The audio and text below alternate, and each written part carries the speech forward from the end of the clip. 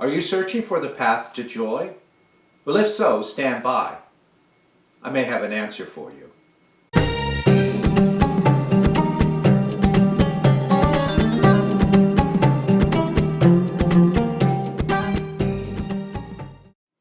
Welcome back to I Didn't Know That Was in the Bible. Today's topic is the path to joy. Now, what is joy? Well, joy is a deep-seated peace, a peace of mind, and a peace of mind that looks forward towards happiness in the future. But not only in the future, but in this present day as well. Now, how can we attain this? Well, let's take a look and see what Jesus has to say in the Gospel of John. And we're going to be looking at chapter 15, starting at verse 9. As the Father has loved me, so have I loved you. Now remain in my love. Verse 10. If you obey my commands, you will remain in my love, just as I have obeyed my Father's commands and remain in his love. Now these Father's commands that are being spoken about, of course, is the Ten Commandments. In fact, that could be confirmed because in another translation it says, keep my commandments. So it's very specific there. Verse 11. I have told you this so that my joy may be in you and that your joy may be complete. Now, he's telling us how that joy can be complete, and he's indicating the reason it can be is following the path of obeying the commandments that the Lord had given us. Now, in another place, and we're going to go over and take a look at the book of Matthew, and we're going to be looking at chapter 22. He's going to be talking a little bit about this same topic, and it has to do, again, with the commandments. Now, Matthew 22, and we're going to start at verse 35 and go all the way through to 40.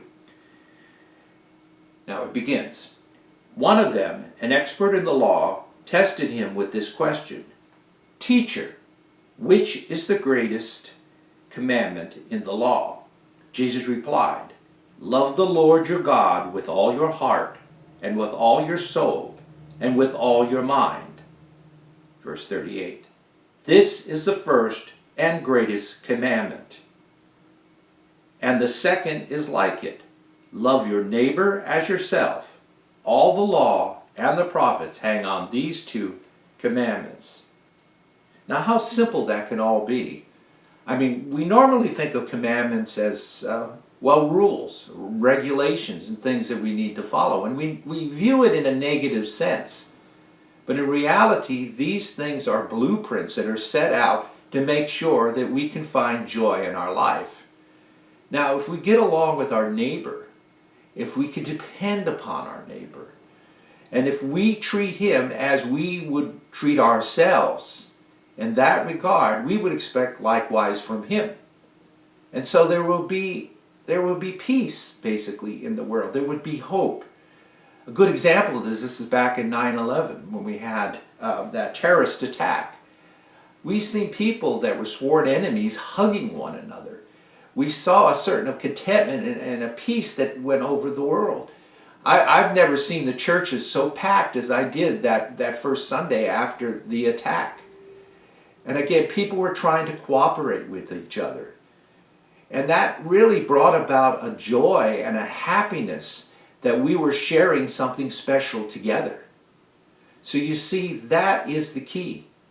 And that's why today in this world where we're so egocentric, I mean, man seems to think that he is the center of everything that happens.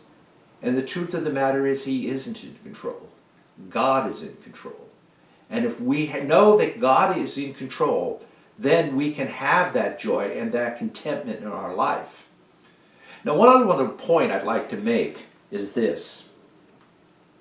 If you were to take a trip, let's say from here to New York, and you wanted to go by plane, and you're not a pilot, are you going to still try to pilot that plane and feel, that this was going to be all right for you?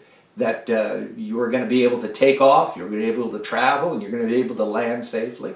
No. You're going to depend on a well-seasoned pilot somebody who had been flying for many years to take you safely from here to New York. Well, it's the same thing with our lives. We can have that contentment. We can have that peace of mind when we know that God is in control. Because we can mess things up something terribly, but we know when God is in control that everything will come to a very joyous and very safe ending. So anyway, that's my lesson for today. I hope that you've gotten some out of it. For you that are on YouTube, I ask that you give a thumbs up if you enjoyed this lecture. And if you're not a member, if you would please subscribe to the YouTube channel. I also address those that may also go through the link on Neighborhood, that you please spread the word. I'd like to see our numbers grow. I think it's important that we get the word out, because believe me, what is the opposite of love? Is hate. And that's what we're seeing a lot in this world today, is hate. And we need to give that message out that God is love, in order to so bring back, really, to help the world once again become a place of hope and joy, and not of chaos and fear. So, God bless. I hope you have a wonderful week, and thank you again for tuning in.